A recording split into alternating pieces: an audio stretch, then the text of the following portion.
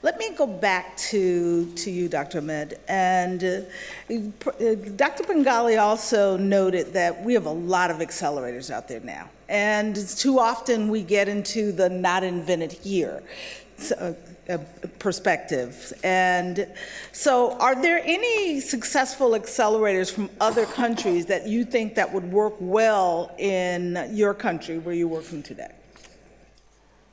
Thank you. I think, I would suggest, taking experience from Thailand for Bangladesh. Both Bangladesh and Thailand has achieved, tremendous reduction in stunting and, maternal nutrition and, and also, reduce hunger. But Thailand's achievements are much, much more than Bangladesh. In Bangladesh, it's still 1/3 of children are stunted, but in Thailand, it's less than 10%. So I would like to, here cite two examples where we can take this experience of Thailand. One is education, another is universal health system. In education, Thailand introduced this school meals and milk program, and there this consumption of milk by children in schools doubled in like 6 years, and that has helped reduction of undernutrition of school-age children. In Bangladesh, we also have a school feeding program, but there is a missing link. We do not have a school feeding program in the secondary schools. But it is the secondary school where we need this nutrition, particularly for adolescent girls and also for boys. And I think, if we use, follow this Thailand's example and introduce this school meals program in secondary education, that could,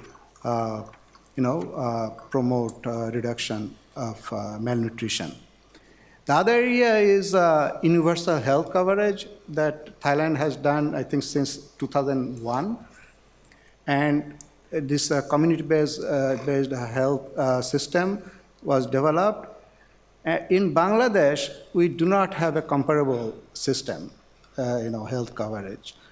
So, because of that lack in the universal health system, particularly poor people, when their family members are sick or they need treatment, there is a big out-of-pocket expenses, and that actually makes even non-poor families to slide into poverty. Thank you.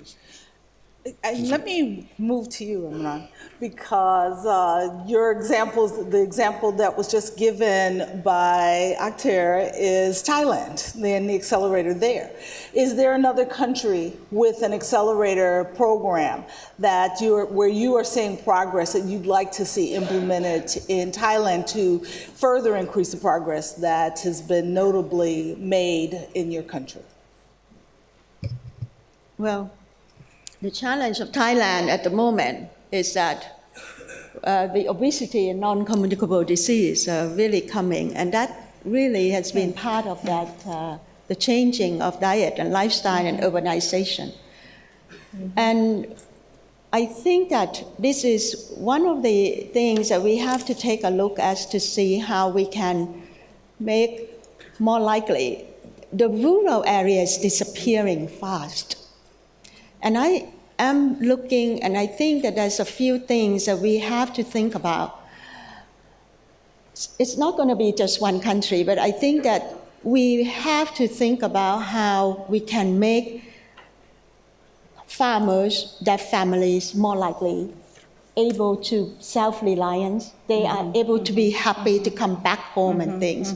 So one of the area, the country that I think we just heard a lot about, one is Japan. And I also feel that The other area that would be good to think about has to link with environment. It's not just bring farmers back just for that farming and agriculture, but it has to be more for environment. And I think this is one of the areas where several of the Scandinavian countries that I look at, and also I think has a lot of ways where people start to feel, back to the nature, where you're really careful about the way you live, the way you do business, and things like that. So those are some of the things. The challenge of obesity and non-communicable disease, I think, is more cross-cutting to everyone. Looking at the curbing of obesity, and one of the areas that we have to think about has to do with how to make food that we eat much healthier. And one of the things has to do with the food industry too, not only that. We are seeing that some of the good startups in the local start to bring into local diet that is healthy and trying to scale that. Some of this is coming, and more likely we call that one sub-district, one product, the OTOP, that mainly highlight traditional nutritious food, but they need to go to scale as well as safe and quality assurance. And these are some of the things I felt we should go for. Well, thank you very much. Furu, let me come to you. Ethiopia has made such enormous progress. Like Thailand, it is a country that has a history of food insecurity, and you're moving beyond that now. What is a hard lesson that Ethiopia learned that other countries could benefit from as they look to accelerate?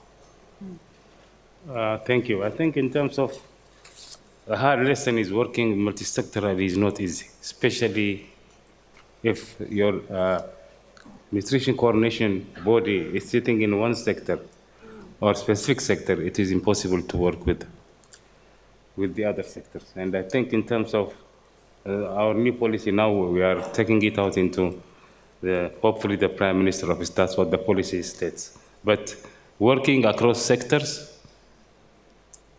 is quite different at national or regional, and at local level, it's quite completely different. It's easier at local level than what you do at national level. So one is that. And the second thing is food systems in developing countries are not easy. We have quite different issues.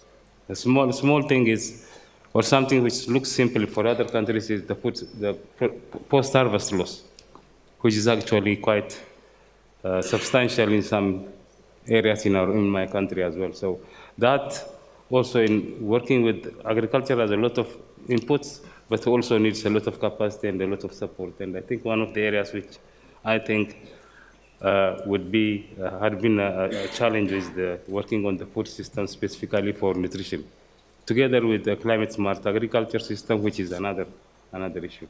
And the final thing which is new for us and is coming is working on adolescent nutrition and the double burden. Because as you see, double burden is increasing in adolescents. There are almost triple number of girls or women who are overweight and obese than the boys. Even in the adults, the same thing. So why? We are not sure, and that's another area which is becoming a problem. Thank you. It's very helpful.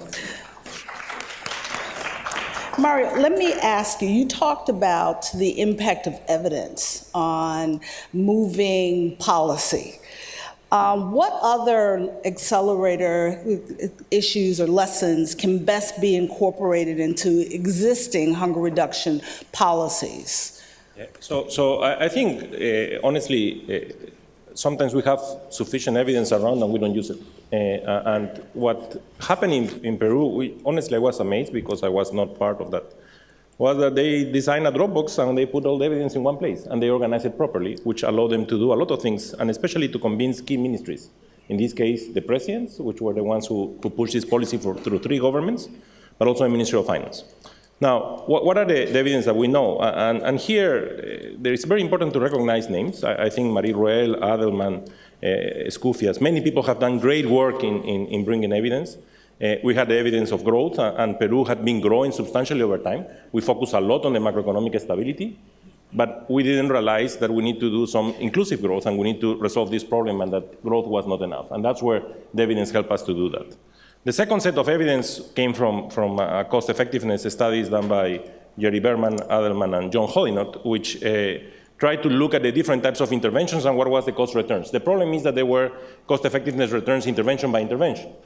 Today, Manuel Escufias presented the sequencing of the potential interventions in Africa, and that's an improvement, I think, over that, and we need to keep improving in trying to learn how much of the complementarities and what should go first or second or third. Mm-hmm. Peru assumed those returns and try to do some sequencing on that, but I think still we need to bring more evidence. So in all aspects, it was useful. Also, something that was very useful is what happened in Brazil. Brazil was very successful in reducing malnutrition. But the program was not something that they started the Hunger Zero program and it worked perfectly. Mm-hmm. It was full of problems from which we have to learn. Mm-hmm. And WFP, in your time, did what we call the golden products. And we document everything that happened since the beginning. And I was part of that process. Mm-hmm. And we document what worked, what didn't work, and how we can improve. And normally we don't document what we failed.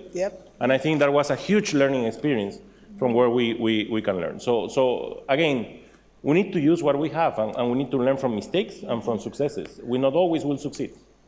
It's a great example. We too often talk about our successes. We don't talk enough about our failures, but there's much to be learned. We have 3 minutes left. I want to go very quickly to each one of you and ask you one of the things that Dr. Pingali also said was that we need to reimagine acceleration.